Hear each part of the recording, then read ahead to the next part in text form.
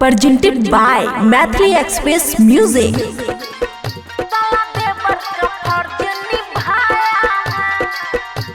खुशी recording studio बलुआहा।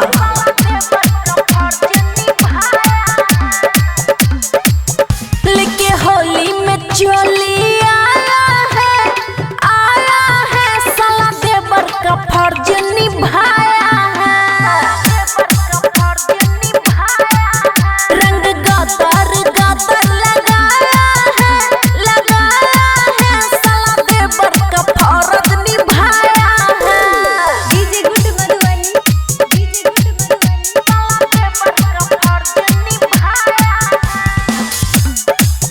साला देवर का फर्ज निभाया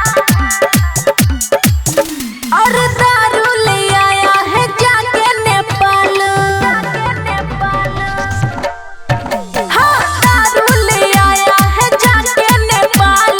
कहने से कुछ करता सवाल। गाल पमी से लाल गुलाल। फगुआ भर हमको बनाया है माल।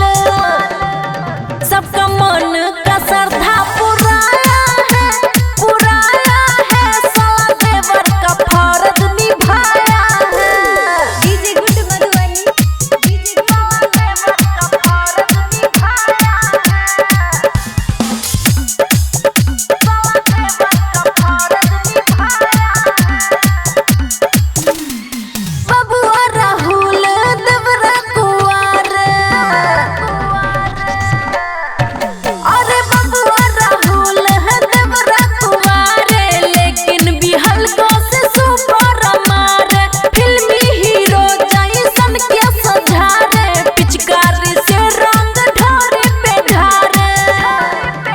मन खुशी का खूबे लगाया है साला देवर का फर्ज निभाया है।